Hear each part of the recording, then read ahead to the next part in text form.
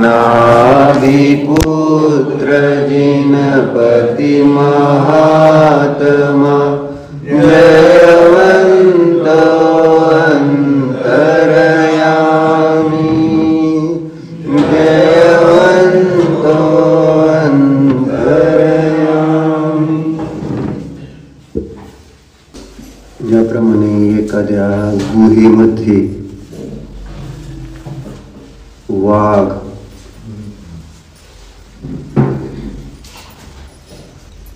राहत असेल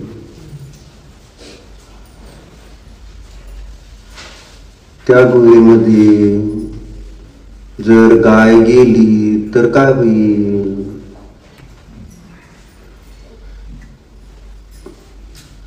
ज्या गुहेमध्ये वाघ आहे त्या गुहेत गाय गेली तर काय होईल?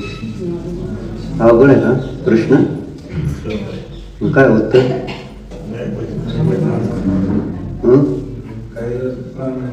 बरोबर, मृत्यू. एकदम हुशार आहे तुम्ही, उत्तर बरोबर दिले. गाय मृत्यूला प्राप्त होईल.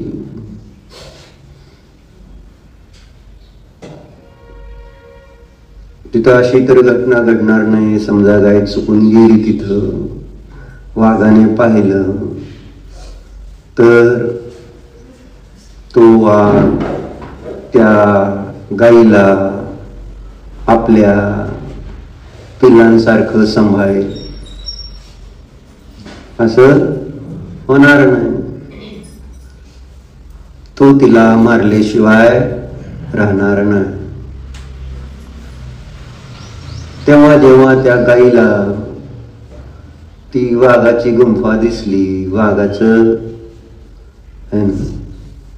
तिथं अस्तित्व भासित झालं, तर ती गाय त्या गुहेपासून काय करते? दूर जाईल, पळून जाईल, लांब न जाईल. बरोबर. आता वाघ कोण, गाय कोण? हा म्हणतात उदाहरण तुम्हाला कळलं, तुम्हाला हुशार आहे तुम्ही.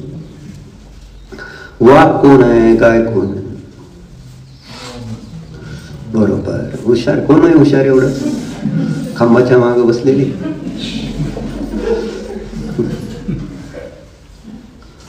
त्याच्या मनरूपी गुहेमध्ये मोहरूपी पापरूपी व्याघ्र निवास करत असे.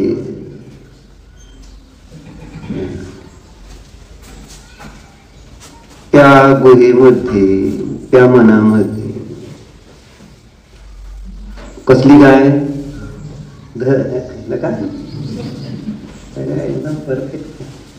धर्मरूपी गाय जर प्रवेश करेल तर नियमानं त्याच मरण होईल. कोणाचं मरण होईल? धर्माचं. जे आपण बघतो, रोज अनुभवतोय. का मरण होतंय धर्माचं?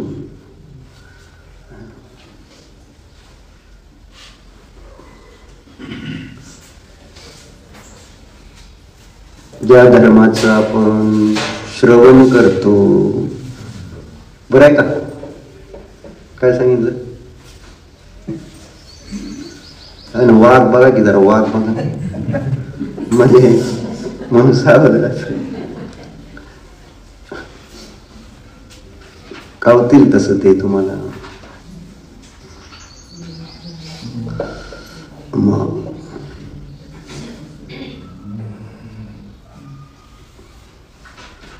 मरण होतंय का नाही धर्माचं? शास्त्र ऐकतोय, मंदिरात देवाचं दर्शन करतोय, पण तरी सुद्धा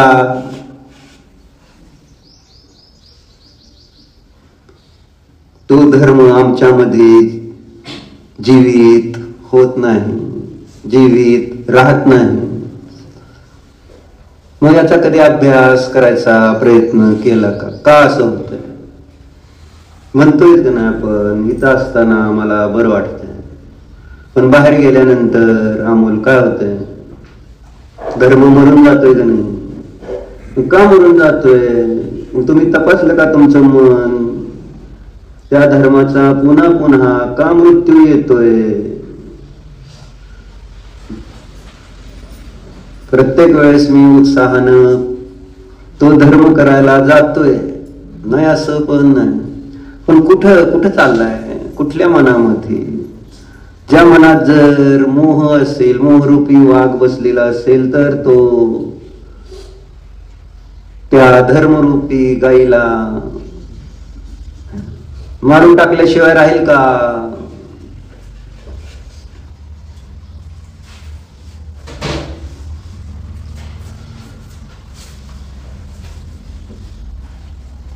हे उदाहरण आचार्यांनी दिलंय दानानुशासन मध्ये. मनाचं काय नाही, दानानुशासन मध्ये हे आचार्य वासपूज सांगतायत. मग आपण आपल्या मनामध्ये पण मोहाला जीवित ठेवणार, मोहरूपी वाघाला ठेवणार, मग या धर्माची खैर काय आहे असा अर्थ होतो. मोह कधी धर्माला सांभाळू शकेल का? आपण उदाहरण ऐकलं, वाघ कधी गाईला आपल्या पिल्लाप्रमाणे सांभाळेल काय? मग मोहाद्वारे आम्ही धर्म सांभाळण्याचा प्रयत्न करतो. निशांत लक्षात येते, आमचा धर्म कोणाकडून सांभाळला जातो याच्याकडे तर लक्ष पाहिजे. कोणाच्या रक्षणाखाली तो धर्म ठेवलेला आहे? दूध ठेवलंय आणि त्याच्या रक्षणाला मांजर ठेवलं, काय होईल? सुरक्षित राहील का नाही ते दूध? नाही राहत. तुम्हाला कसं काय माहित?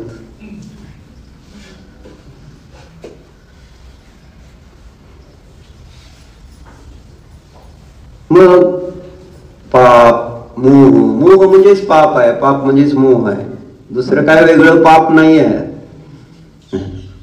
मोहाचंच दुसरं नाव पाप आहे खरं तर. पण त्या मोहाला पाप म्हणून आम्ही जाणत नाही, मानत नाही,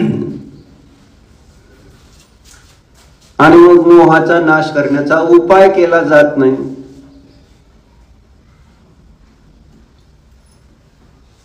मोह पाप आहे आणि पापाचं फळ काय? पापाचं फळ दुःख आहे, दुःख आहे. म्हणून मग आपण तेच वाचतो ना, अनिष्ट कार्य आहे. दुःख हे अनिष्ट कार्य आहे, म्हणजेच आपल्याला इच्छित नाही. दुःख आपल्याला कोणालाही नको आहे.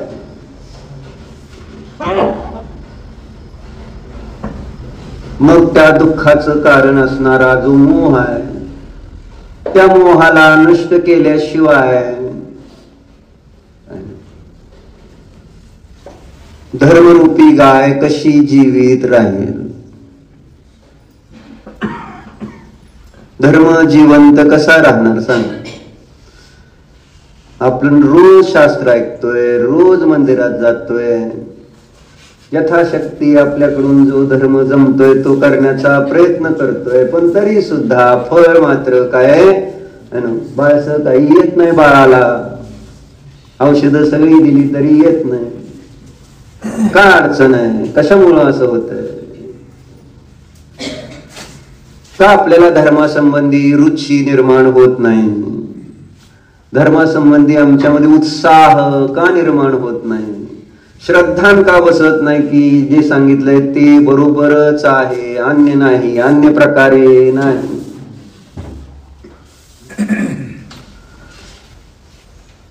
म्हणजे याचा विचार करून, अभ्यास करून, जर तुम्हाला आवडतोय तर, धर्म आवडतोय तर मग आपल्याला आपल्यातनं तो, आपल्यात का तो राहत नाही?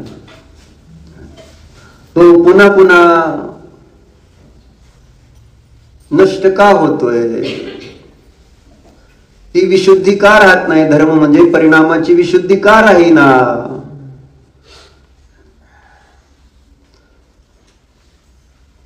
आणि हे चिंतन मलाच करावं लागेल, कारण धर्म माझ्यातून नष्ट होतं तर मलाच त्याच्यावर विचार करावा लागेल की जर धर्म मला टिकवायचा आहे तर त्या वाघाला पहिल्यांदा गुहेतनं बाहेर काढा, म्हणजे मोहाला बाहेर काढा.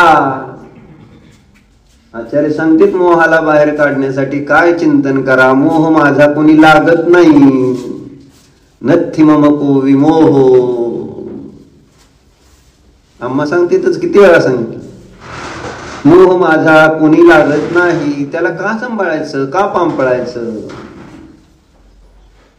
त्या मोहाच्या प्रती आपण निर्मोही केव्हा होणार? मोहाच्या प्रती निर्मोही. मोहाचा मोह सुटला पाहिजे.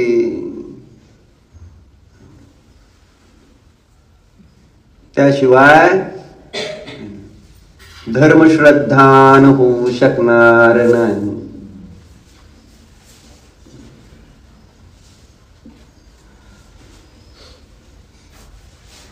मोहाच्या देखरेखीखाली धर्म ठेवला तर धर्म होऊ शकेल काय? मोहाच्या देखरेखीखाली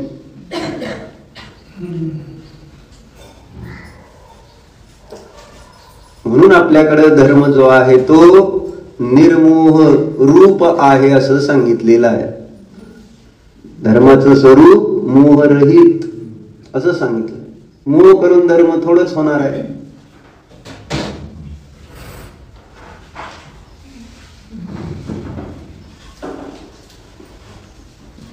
म्हणून जशी ती गाय त्या गुंफेत जर वाघ आहे तर त्या गुंफेपासून दुरूनच पळून जाते. तुमच्या लक्षात येते? तसा धर्म काय होणार? आमच्या मनामधला तो मोहरूपी वाघ, पापरूपी वाघ पाहून धर्मरूपी गाय लांबनच पळून जाईल का नाही? कशी जवळ येईल सांगा बरं?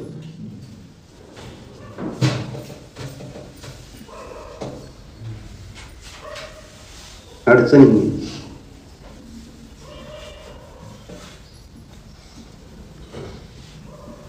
म्हणून एक चर्चा याच्यामध्ये चांगली आली. अडचण कशी येते बघ.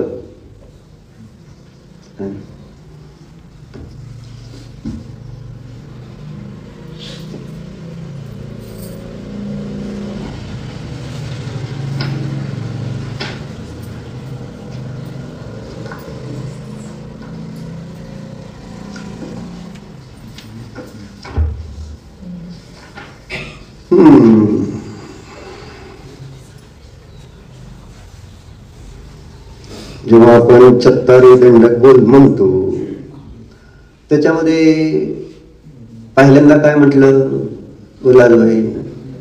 पहिल्यांदा काय म्हणतो चत्तारी दंडक मध्ये? हा हा म्हण की मग.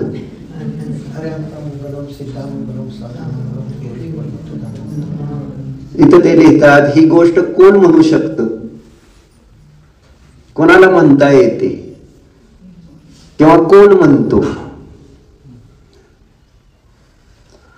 ज्याला अरिहंत बनायचंय ही अशी मंगलमय भावना असेल तर ते अरिहंता मंगलम, सिद्धा मंगलम, साहू मंगलम, केवली पनत धम्म. ज्याच्या मनामध्ये अरिहंत बनण्याची भावनाच नसेल तो अरिहंता मंगलम म्हणणार कसं? म्हणायचं कारण काय राहणार? अरिहंत चांगले, मंगल म्हणजे चांगले असतात का म्हणणार सांगा? पुष्पाटू चांगला आहे का नाही विचारत. पुष्पाटूला इतकं फुल बुकिंग आहे, तिकीट काढायला गेली काही लोक आजचं काल काढायला गेली तर म्हटले तिकीटच नाही, फुल बुकिंग आहे. किती कोटचा व्यवसाय केला, किती रुपये किती कुणी घेतले तिथल्या नटाने, त्यातले एक एक नट नटीचा सगळा अभ्यास आहे संयम. बरोबर. अल्लू अर्जुननी 300 कोट, कोणी किती कोट, सगळं सांगितलं आम्हाला. किंवा लकी भास्कर छान आहे, छान आहे. एकदा बघितला, दोनदा बघितला, तिसऱ्यांदा पण बघतोय, चौथ्यांदा तीच गोष्ट आहे रिपीटेड. पण प्रत्येक वेळेस बघताना निर्जरा अपूर्वत आहे का नाही? आणि दुसऱ्याला पण दाखवताना जणू काय मीच पिक्चर बनवलाय ती, अशा उत्साहाने. म्हणजे मी तुम्हाला सांगितलं नाही पिक्चर बघा आणि बघा म्हणून सांगितलं, त्याचा अर्थ माझाच सिनेमा आहे ती. मी जर सांगितलं नसलं तुम्ही बघितलं असता का? म्हणजे किती उत्साह असतो. आणि मग तिथं ते बघत असला समजा नवीन मनुष्य आणि पहिल्यांदा यांनी बघितलेला आहे समजा, मग आता पुढं काय होणार असं जरा काय सस्पेन्स टाईप, बघा की आहे ना, मागताना आता पुढं बघा, आता काय सांगू नको दुसरा काय सांगायला लागला आहे ना. काय उत्साह राव सांग. ते सिनेमा दाखवायची सिस्टीम कशी असते. आपण आपलं वैभव अजून यांनी उभा पण केलं नाही सुमित कुमारनी, पण 4 वेळा आतापर्यंत मला बोलवलं, मी त्याच्यातलं द्वंद्वात गेलो. पण असू द्या, आता सारखं नाही म्हणता येत नाही म्हणून आहे ना. अजून बघितलं सांगाडा आहे, सांगाडा कळतो का तुम्हाला? म्हणजे शरीरावर सगळं गेल्यावर काय राहतं सांगाडा, अजून सांगाडा म्हणायचं त्याला. बीम आणि कॉलम आहे ना, हाडा मासांचा मास पण नाही ते, नुसत्या हाडाचा सापळा आहे. पण त्या हाडाचा सापळा किती वेळा दाखवला आम्हाला, बघा इथं आमचं दुकान आहे. बघ कसलं स्वप्न आहे दाखवताना.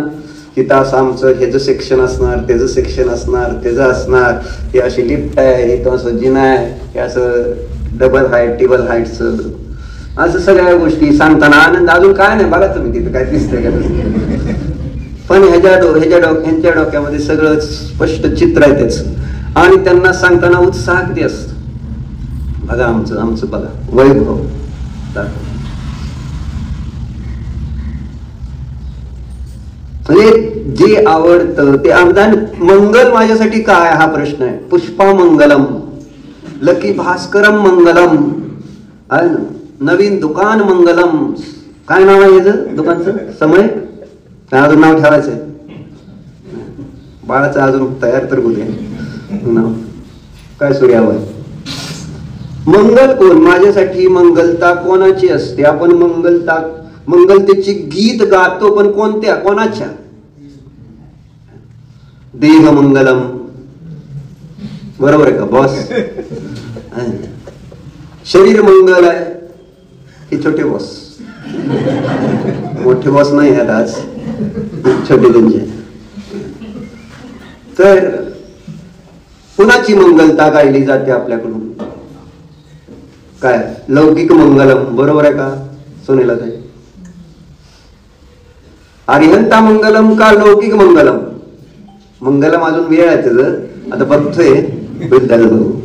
पण परिणामामध्ये मंगलतेचा अर्थ कळतो ना आपल्याला. मंगल म्हणजे चांगलं आहे ना, त्याच्याबद्दल एक गुड फिलिंग, आणि गुड फिलिंगचा अर्थ तद्रूप बनण्याची भावना.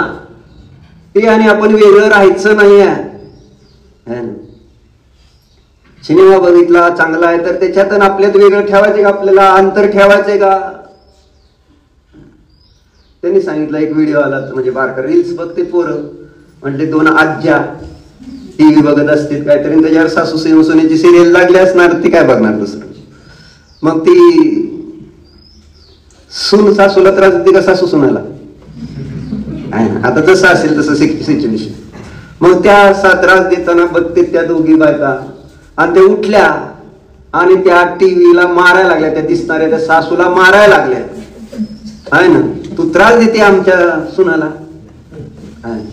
अशा त्या दोघी वृद्ध महिला त्या टीव्ही मध्ये दिसणाऱ्या त्या सासूला मारतायत. नाही नाहीतरी असं घटना होती तर रामायण ज्यावेळेस पहिल्यांदा आलं तर ते राम लक्ष्मण सीता जेव्हा तिथं दाखवले जात होते तर लोक तिथं भक्ती भावना त्याचं पूजन करत होते. रामायण लागलं की त्या टीव्हीवर दिसणाऱ्या राम लक्ष्मण सीतेच नुसतं पात्र रंगवलंय त्यांनी, बाकी काय केलं नाही. पण यांना त्याच्यामध्ये किती सत्यता भासी झाली, किती मंगलता वाटली. ते सत्य, ते खरेच राम आहेत अशा पद्धतीनं भाव. याचं नाव आहे मंगलता. छान वाटणं, गुड फिलिंग. पण आपल्या विचारामध्ये मंगलता कशाची असते दिवसभरामध्ये तपासून घ्या. काय नाव हे विसरतेच माझं, जरा B12 कमी झाले.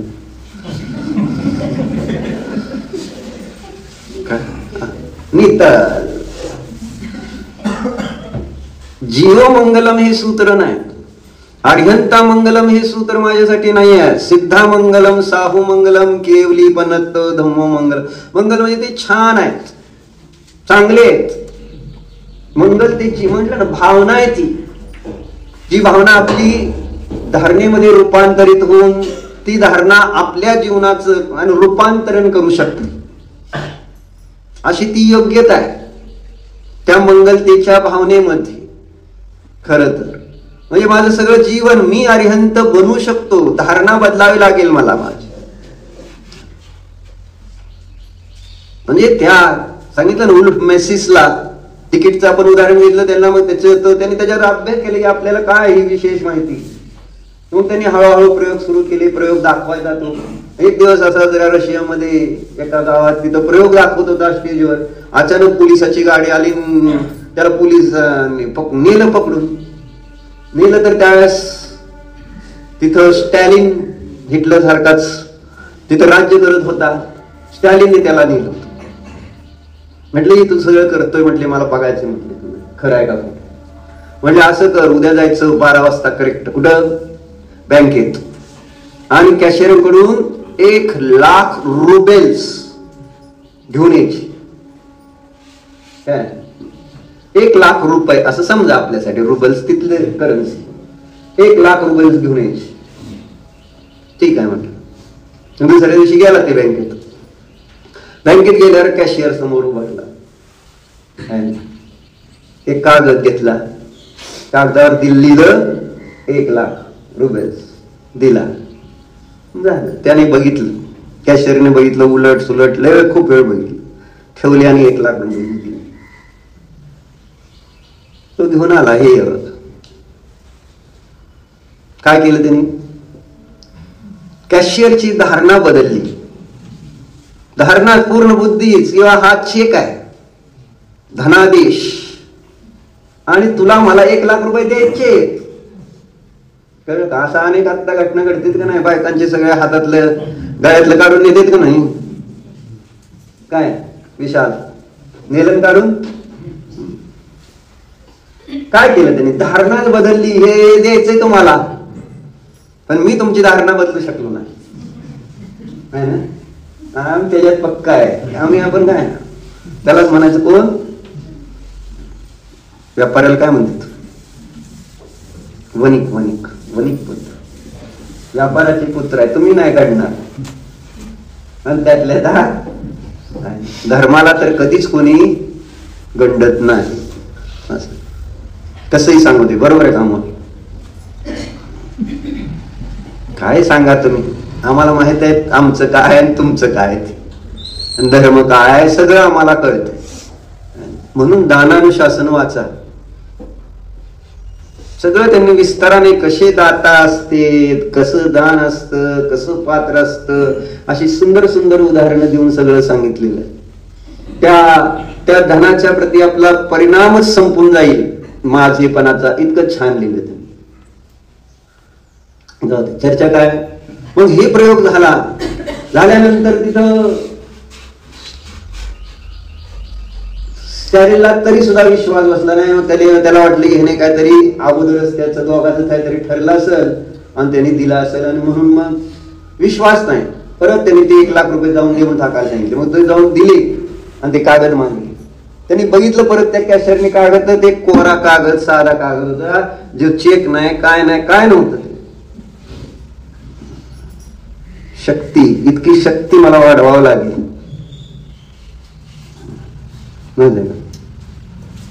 अरिहंत सुद्धा बदलू शकणार नाही शक्ती, बुद्धी. इतके आपण, इतका मोह आमच्या मनामध्ये रुजलेला आहे, मुरलेला आहे. आणि साक्षात अरिहंत जरी आले तर बदल होईल का? तपासून बघा. इतका मोह चांगला नाही. परद्रव्याचा, परवस्तूंचा, परभावांचा मोह चांगला नाही. अरिहंत नाही, गुरु तर आहेत. गुरु तर आपली धारणा बदलू शकतायत. काय काल एक मुलगा आपला म्हणजे अभिजितचा पोरगा, त्याची मग मी माताजींकडे होती, सुट्टीला आलाय. मग भाव झाले त्याला.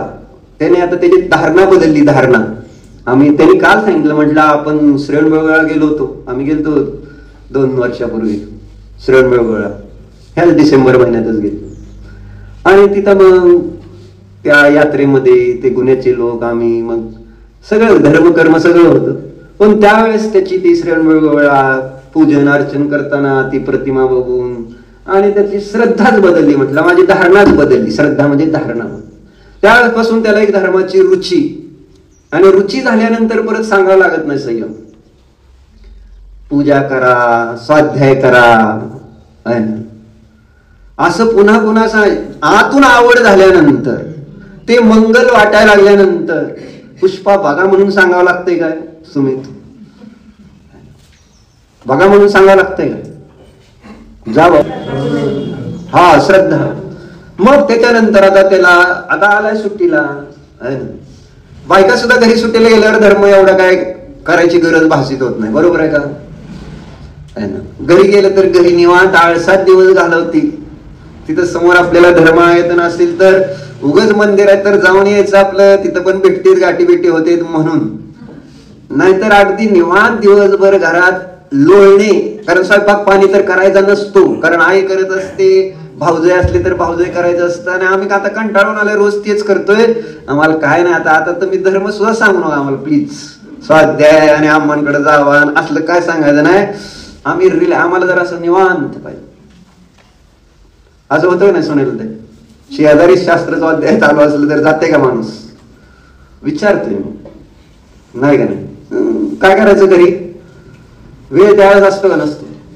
पण काय करता? आता काय परत तिथं पण शास्त्र, इथं पण शास्त्र का आहे ना? आम्ही सारखं असलंच करत बसायचं का? हे भाव आहे. आम्हाला निवांत नको. निवांत म्हणजे काय असतं ह्याचा अर्थच समजला नाही. मग तो मुलगा आहे ना, त्याच्या आईला आणायला जाणे, घेऊन यायला म्हणून गेला. आणि भाव असे की आपण 1 दिवस तिथं राहायचं, माताजींचं प्रवचन ऐकायचं, सोहळ्यामध्ये काय शक्य असेल बाहेरनं सेवा करायची. असा 1 दिवस मुक्कामासाठी म्हणून गेला संयम. आणि योगायोग बघा ज्याचे परिणाम चांगले आहेत. त्या दिवशी आहे ना माताजींनी स्पेशल अर्धा पाऊण तास त्याला संबोधन केलं. संबोधनातली एक गोष्ट पण त्यांनी सांगितली. कोणती? माताजींनी गोष्ट सांगितली. भरत बाहुबली यांचे पूर्वभाव सांगितले. त्या पूर्वभावामध्ये ते राजाचा मुलगा, शेडजीचा मुलगा, असे मित्र असतील सगळे. आणि ते एका मुनींच्या शरीरात गलित कोड झालेला आहे आणि त्यामुळे त्यांच्या अंगावर सगळे आळ्या वगैरे पडलेले आहेत आहे ना. ते आपले शांत आपल्यामध्ये आहेत. पण ह्यांनी त्या मुनिराजांना बघितल्यावर सहन झालं नाही आहे ना. सहज त्यांना भाव मुनीच्या वयावृत्ताची. मग वैद्याकडे गेले. वैद्याला म्हटले काय करायला लागेल? वैद्य म्हटले याच्यासाठी 3 गोष्टी लागतील. काय काय? लक्षपात तेल, रत्नकांबळ आणि गोशीर चंदन, अशा 3 गोष्टी. आणि ते व्हॅल्युएबल, खूप व्हॅल्युएबल असतं. जसं तुमचं तुम्ही देणार का? असं तुम्ही जर कुठं मागितलंय आम्ही पण दिलंय कुठं? नुसतं मान हलवून का असं ते देणार मागितलं नाही तुम्हाला, काय तुम्ही दिलं? नुसती मान हलवताय लबाड. सांगायचं असं आहे. सॉरी हा, पाहुणे आहेत आमची, पण काय करणार, सांगायचं असं आहे. नुसतं म्हण हे सफेल पाहुणे संयमला बघायला कोणाला म्हणते ते झालं. मग आता ह्या व्हॅल्युएबल गोष्टी कुणाकडे मिळतील? तर त्यांना कळलं गावात एक शेडजी आहे तर त्यांच्या शेडजीकडे ह्या 3 गोष्टी उपलब्ध आहेत. रत्नकांबळ तुम्हाला कळतं? रत्नकांबळ म्हणजे तुमचं आता मी म्हटलं सोनं द्या जरा वितळायचं आणि कलश करायचं मंदिरचा. काय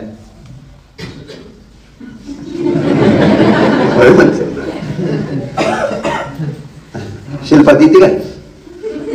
विचारलं नाही तुम्ही शिल्पाला, तुम्ही मनाने म्हणून काय करायचं? मग गेले शेडजीला म्हटले आम्हाला असं असं पाहिजे. आता इतक्या व्हॅल्युएबल गोष्टी, याचे पैसे खूप होते. म्हटले तू कोण देणार?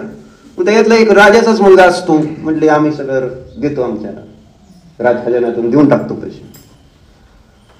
मग ठीक आहे म्हटलं, शेठजीने दिली त्या गोष्टी. पण एक जिज्ञासा झाली शेठजींना, कशाला पाहिजे तुम्हाला हे सगळं, तुम्ही कशासाठी घेऊन चाललाय? मग त्यांनी सांगितलं की असं असं झालेलं आहे आणि त्यांच्या वयोवृत्तासाठी आम्हाला ह्या गोष्टींची आवश्यकता आहे. असं सांगितल्यानंतर त्या शेठजींची भावली एवढी छोटी मुलं, त्यांचे परिणाम किती उज्ज्वल, त्यांचे भाव किती चांगले. तर शेठजी म्हटले मला हे सगळं घेऊन जाऊन मला आता पैसे नको आहेत तुमचे की थोडेसे. आणि आम्ही सगळं सांगितलंय कशाला पाहिजे ते. त्यांनी सांगितलं होतं कशाला पाहिजे ते, माहित आहे का? असं मला सांगायचं सुमित मालक, बरोबर आहे. सांगून सुद्धा आपल्याला माहिती नाही, आपण त्याला गौण केलंय. आणि तिथं मग सांगितल्यानंतर शेठजी काय म्हटले, सगळं तसंच घेऊन जा, मला पैसे नको. ते मुलं घेऊन गेले आणि मग त्यांनी ते सगळे जी पद्धतीने जे रोग दूर करण्याचं आहे त्या पद्धतीने त्यांनी त्या वैद्याला घेऊन सगळं त्या मुलींचा तो आहे ना आजार बरा होण्यामध्ये निमित्त. साधू सेवा, वृद्धांची सेवा, ज्ञानींची सेवा, मंगल अशा जीवांची सेवा, त्या सेवेचं फळ मग पुढच्या जन्मामध्ये भरत बाहुबली असे ते झालेले आहेत आणि त्या भावात मोक्षाला गेले. तुम्हाला जायचंय का?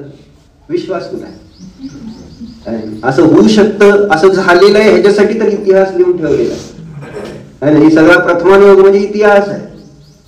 त्याच्यामध्ये या सगळ्या गोष्टी आपल्याला परत तशी त्या धर्मावर श्रद्धा बसावी यासाठी लिहून ठेवलेले आहेत. म्हणून प्रथमानुयोग चांगल्या प्रकारे वाचा, जेणेकरून आपलं पुण्यावर धर्मावर श्रद्धा बसेल. वयोवृत्त, सेवा, दया, अहिंसा, दान वगैरे यांच्यावर आपलं श्रद्धान बसेल. ते गेलं म्हणजे माझं काय गेलं असं नव्हे, तर मला लाभच आहे. जसं तुम्ही व्याजानं पैसे दिल्यानंतर तुम्हाला लाभ असतं का हानी असते? अनुभव हानीच असते. पण आपल्या व्यवहारामध्ये आपल्याला काय, ते धन आपण व्याजाने देतो. तर आपल्याला कळतंय की जेवढे दिवस तो वापरेल तेवढं मला व्याज भरपूर येणार आहे, येणार आहे, येणार आहे. मग अनेक वेळा सांगितलं तर धर्माला तर द्या, तुमचं व्याजाने द्या, चालेल, व्याजाने देता, व्याजाने तर द्या. आणि वाढणार आहे, किती वाढणार आहे? तुमचे शेअर मार्केटमध्ये नुसते कागद असते तुमच्या हातात, डीमॅट अकाउंट आहेत, आता तर कागद पण नसते, पूर्वी कागद होती. डीमॅट अकाउंटवर फक्त तुम्हाला दिसत असतं आज हा शेअर एवढ्याला, आज हा शेअर एवढ्याला, माझे एवढे शेअर्स आहेत, मी एवढ्याला घेतलाय, आज याची एवढी किंमत आहे. आणि ते किमती नुसती पाहत असतात, तुम्हाला विकायचे नसतात. बरोबर आहे मामा? तुम्हाला तर माहिती आहे तुमच्या नावावर किती रुपयाचे शेअर मला दाखवले परवा आहे ना. मी आधी ह्यांचे बघितले तर त्यांच्या नावावर शेअर्स होते, ते 10-20 कंपन्यांचे शेअर्स होते. आणि त्यांची सगळी टोटल बेरीज सुद्धा तुमच्या 2च शेअर आहेत तुमच्या नावावर. आणि त्या टोटल तुमच्या शेअरचे जेवढे पैसे झालेत ना तेवढ्या त्याच्या अर्ध्याच्या अर्धे पण त्यांचे नाहीत. 20 कंपन्या पैसे लावून सुद्धा, आणि तुम्ही 2च कंपनीत लावलेत. आपलं सांगितलं, तुम्हाला माहितीच नाही तुमचं कुठं कुठं किती किती वैभव आहे. बघा कशासाठी हा, म्हणजे ते तुम्हाला काही कामाला येणाऱ्या गोष्टी आहेत. ते धन तिथं शेअर्स म्हणजे नुसतं तिथं आहे आणि ते वाढलेलं आहे, हे तुम्हाला त्याचा आनंद घ्यायचा. मग इथं तुम्हाला किती वेळा सांगितलं, इथं जर दान दिलेलं आहे तर त्याचं आपल्याला अनेक वेळा ऐकलंय, 1 पैसा दोघे तो 10 लाख देगा, हे सगळं सांगितलंय धर्माला दिल्यानंतरच फळ. मग तुम्ही असं कल्पना करा ना, मी 100 दिले, 1 लाख दिले, किती वाढले, किती वाढले? अरे इंद्रचं वैभव मिळतंय, आचार्य सांगतात मोक्षपद मिळत, चक्रवर्ती, राजा, महाराजा अशी सगळी मोठी मोठी पद मिळतात. कशाच? श्रद्धा ठेवतो कोण की असं केल्यानंतर असं होईल. किती विचार करून आपण त्या ठिकाणी जे काही करायचंय, म्हणजे जसं कालची मीटिंग मला पहिल्यांदा ही चर्चा मी म्हटलं ना, बारामतीमध्ये एकदा असेच त्यागी येणार होते आणि ही घटना आहे जवळजवळ 80-90 सालची. त्यावेळेस त्या ठिकाणी तिथं त्या गावातल्या लोकांनी मीटिंग घेतली होती की काय करायचं, कशी चौकी लावायची, काय. म्हटलं हे काय प्रकार आहे? मग त्यागी येणार आहे, त्याला चौकी लावण्यासाठी मीटिंग असते का हो? असं मला एक त्यावेळेस वाटत होतं की म्हणजे इट्स बट नॅचरल, महाराज येणार आहेत तर आपण आपल्या घरी आपल्याला लावायचे, लावला, मीटिंग घ्यायची असते. पूर्वी तर 500, 700, 1000 मुलींचे संघ येत असतील, जात असतील, काय नाही, सगळे शुद्ध खात होते आणि त्यामुळे त्यांना वेगळं चौकात लावावं लागत नव्हता. चौकात असायचा रोज घरात. आता मीटिंग, म्हणून मला ती कालची मीटिंग सुद्धा तुमची आता 30 त्याग येणार आहे ना, मग कोण चौकी लावायची काय, की ती मीटिंग घ्यायची गरज होती का, असं माझा एक प्रश्न आहे. फक्त तुमचं घर आहे, त्यागी येणार आहेत, तुम्हाला भाव झाले, लावला, त्याच्यासाठी मीटिंगची गरज काय होती? बरोबर आहे का? पण म्हटलं ना, सगळं आता कृत्रिम होत चाललंय. म्हणजे त्याच्यातला जो नैसर्गिकपणा होता, नॅचरल स्वाभाविकता संपत चालली आणि सगळा धर्म असा कृत्रिम होत चाललाय. त्यामुळे तर त्या धर्माची श्रद्धा बसेना, जे सांगितलं ते बरोबर वाटेना. अक्षत काय नुसती मान हलवते तू पण पप्पा सारखी, काय सांगितलं, काय म्हटलं मी, सांग बरोबर वाटते. डीएनए आलाय तिकडून लता माकडी, उगाच इकडं तिकडं एकटक बघत बसायचं.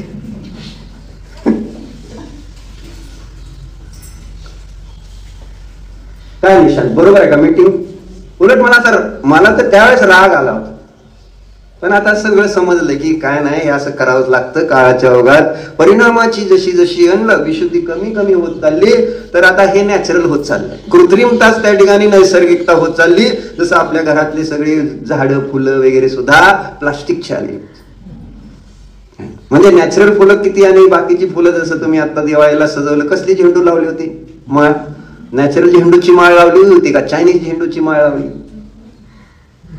काल सुद्धा आता जेवायला बसवलं होतं, त्याच्या पुढे समोर फुलं ठेवली, ते मयूर आलं नाही आज आहे ना, जावायला म्हणजे त्यांचे पाहुणे आले होते, त्यांचं गडंग नव्हतं, मग डेकोरेशन ज्याचं मंगल होतं तर डेकोरेशन, मग डिश त्याच्याकडे ना फुलं, पण ते कृत्रिम प्लास्टिक.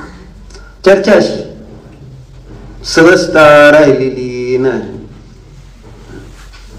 कधी सांगतो सगळं, पण म्हणजे ध्रुव जे सांगत त्याला माताजींनी ही गोष्ट सांगितली.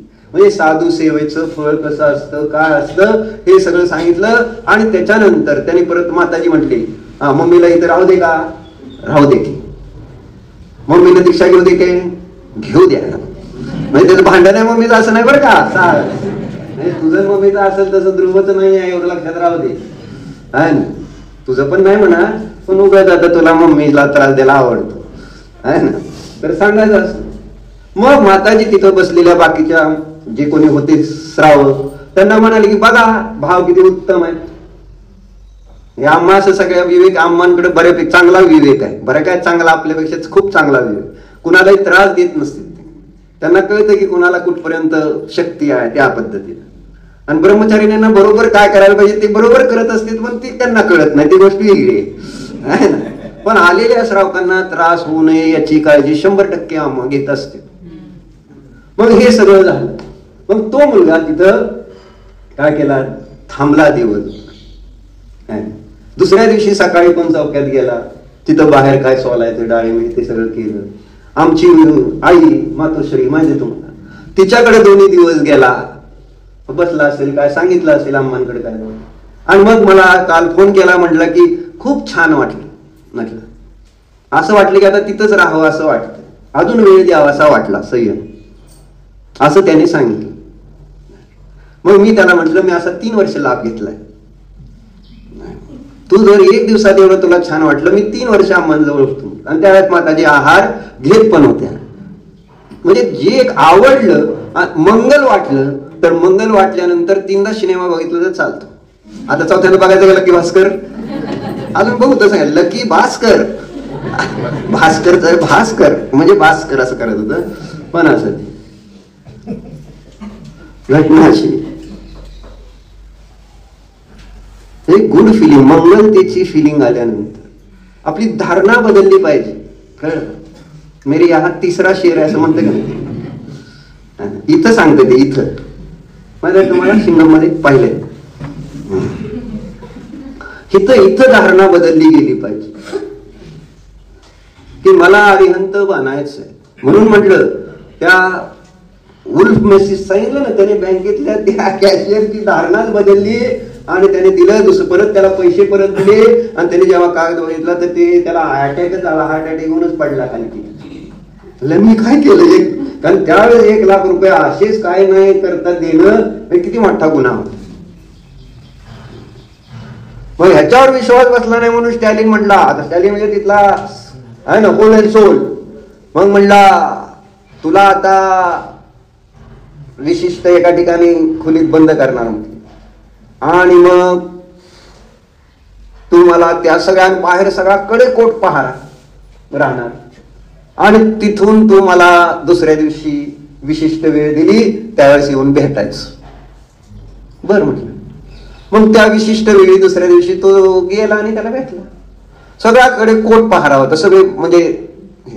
मग काय केलं, धारणाच बदलली, स्वतःची पण बदलली आणि त्यांची पण कशी बदलली, मी कोणाला दिसत नाही, कोणी मला बघत नाही. दोन्ही धारणा बदलली आहेत. मी कोणाला दिसत नाही, कोणी मला बघत नाही आणि बिनधास्त गेला. आणि खरंच एक कॉन्सन्ट्रेशन करावं का म्हणून त्याचं नाव आहे ध्यान. हिप्नोटिझम मध्ये पण कॉन्सन्ट्रेशन आहे.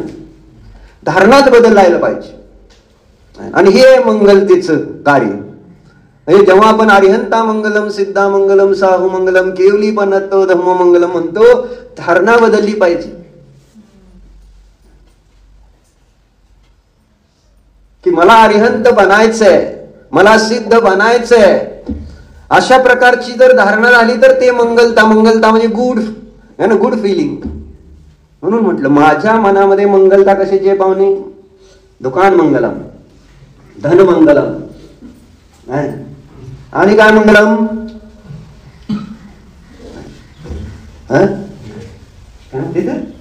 गिराईक मंगलम. होय राहते माझं मुद्दाच राहिला आहे ना, गिराईक मंगल आहे हे करेक्ट आहे. पेशंट मंगलम. अरे लय भारी भारी सगळे मंगल आमच्यासाठी. मंगलता कशाची, ती असलं तर मला गुड फिलिंग येते. पण अरिहंता मंगलम म्हणताना मला गुड फिलिंग येते का, मग ते नुसतं शब्द मंगल झाल्याने टेप रेकॉर्ड पण ते मंगल म्हणतं, चत्तारी मंगल, त्याला काय फरक पडला. मग मला पण जर फरक पडला नाही तर माझ्या दंतातल्या त्या रेकॉर्डेड टेप मध्ये काय फरक राहिला. तुम्ही आम्ही जीव आहोत, आमच्यात भावना आहेत म्हणून सांगितलं. त्या भावनेने आपल्याला चेंज करायचंय आपलं सगळे विचार, खोटे विचार, जे मोहाचे विचार आहेत. मोहाने पराला, अशुभाला जे मंगल मानायचं चाललेलं आहे ते आता बदलून आपल्याला शुभ मंगल, म्हणजे शुभ मंगल म्हणजे ते नव्हे, म्हणजे अरिहंता मंगलम, सिद्धा मंगलम, साहू मंगलम, केवली पनत्तो धम्म मंगलम असं म्हणताना कुठेतरी आपल्याला त्याच्यातनं ते भाव की मला ते तसं व्हायचं, अशी फिलिंग यायला पाहिजे. संयम कधी जाते तू आता, आहे ना. त्याला कोणी सांगितलं होतं का तुला सोडायला आलता, बरोबर आहे ना, तुला सोडलं वेळापूरला आणि तिथनं तो गेला, तूही जाऊ शकला असतास. तुझं इथं काय नव्हतं असं म्हणजे फार महत्वाचं अर्जंट काम होतं, पप्पा आले नाहीत आज, अर्जंट काम होतं का तुझं काय इथं, पण तू म्हणून जाऊ चला आपण आता तिथं 1 दिवस राहिला मित्राकडे. मित्र म्हणून ध्रुव मित्र आहे ना, प्रिय मित्र, तर तू 1 दिवस नातेपुतेमध्ये घालवलंय हे मला माहिती, बरोबर. मग 1 दिवस त्याच्याबरोबर आम्हांकडे राहण्याची भावना का नाही झाली आपल्याला. तुझे भाव चांगले पण झालंय काय है ना, असं थोडस आवडलं नाही, थोडस तुला जास्त पुरुषार्थ करावा लागणार नाही. तुला साहसला, तरणला, तुम्ही जीव एकदम मंद कशाही जीव आहे. आता मी जर ह्यांना सांगितलं का नाही डॉक्टरला, अनुपावण्याला, अनुपावणे आता घरात लग्न आहे तरी जाईना, मग आम्हांकडे जाऊन राहतील का. घरात सख्या भावाच्या मुलाचं लग्न आहे तुम्हाला माहिती, तो सांगतो आता आज काम करण्याचा मुहूर्त आहे, पाहुणे कुठे आहे तिथंच आहे, दुकान मंगला. असं सगळं रिलॅक्स होऊन डोक्याला काय का ताप करून घ्यायचं. व्यवहार सुद्धा मला जो आवडणारा जरी असला तरी त्या दुकानामध्ये इतका जीव अडकलेला आहे आणि परिग्रहामध्ये इतका जीव अडकलाय की आपल्याला व्यवहार, साधा व्यवहारातला व्यवहार सुद्धा आपल्याला मंगल रूपाने करता येईल. तुला करता आलं असतं, बरोबर आहे. मग आता ती कुठे जाणार आहे का? तू, तरण आणि साहस आणि हे आहे की निर्जरा पण आहे. फलटणकर 9 जण मिळून आता शिमल्याला चाललेत 8 दिवस आणि पर हेड येणार आहे खर्च किती? 30,000 का नाही? असं समजून चाला. 30,000 खर्च करून 8 दिवस ते शिमल्याला जाणार आहे थंडीत कुडकुडायला. म्हणजे 6व्या-7व्या नरकात गेल्यानंतर तिथं थोडी थंडीची सवय नको का? 6व्या नरकात थंडी असते बरं का लय, सांगितलं तुम्हाला आपलं. मग आता निर्जरा अम्मांकडे कधी जायचं आपली चर्चा झाली होती. आता तर जायची वेळ आली आपली, म्हणजे ह्याला गावाला. मग तरी सुद्धा अजून इथंच आहे ना आपण, कधी जायचंय? जाऊ की आहे ना मनात काय, आणि सहजतेने, असं जबरदस्ती नाही. म्हटलं जबरदस्ती करून काय नको. मला जर गुड फिलिंग आली तर मी पुष्पा 2 अजून एकदा बघायला जाणार का नाही? तिथं जर तिकीट काढलं तर नको म्हणणार आहे का? तरण बघणार का नाही दुसऱ्यांदा? मान हलती का? पप्पा पुढे बसल्यामुळे काय बोला ना ते वाघ आणि तू शिळी पप्पा समोर, तेव्हा अडचण झाली. वाघ काय नाही, चांगलं आहे पण त्याला वाघ म्हणजे शिळी आवडत नाही, त्याला वाघ म्हणजे आगम वाघ तीच त्याला आवडणार नाही ना. असू दे. म्हणजे सांगायचं काय, विचार बदला, मंगलतेची धारणा बदला आणि आपणच बदलायची. ती आपली पण बदलली पाहिजे आणि आपल्या संयोगात येणाऱ्या प्रत्येकाची धारणा बदलली पाहिजे. किंवा अरिहंता मंगलम, सिद्धा मंगलम, साहू मंगलम, केवली पनत धम्मो मंगलम. ओम नमः. पाहुणे खवट भो प्रभू मी मान वचन काय कृतकारिता नमोदन सर्व समारंभ आरंभ क्रोध मान माया क्रमावध इत्यादी विभावांच्या द्वारे माझ्याकडून या पूर्व खऱ्या देश शास्त्र गुरु यांचा विनय झाला. घेतलेल्या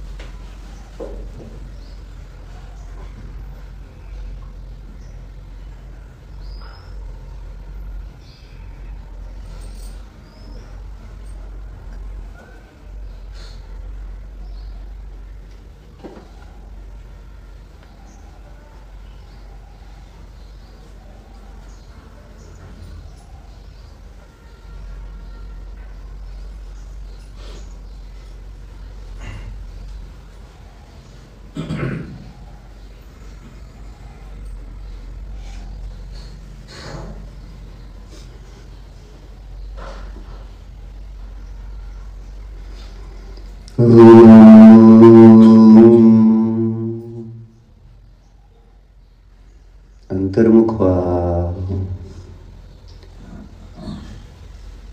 निज जीवाला पहा. मंगलमय असा हा मी ज्ञानानंद स्वभावी जीव आहे.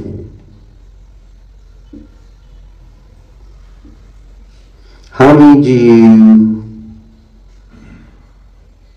शक्ती रूपाने अरिहंत आहे, सिद्ध आहे, साधू आहे.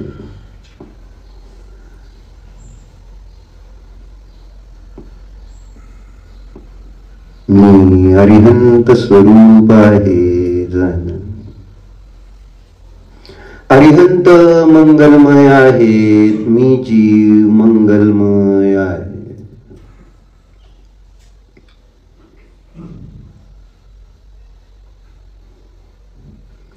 आनंदाला देणारा आहे, दुःखाला नष्ट करणारा मी आहे जन.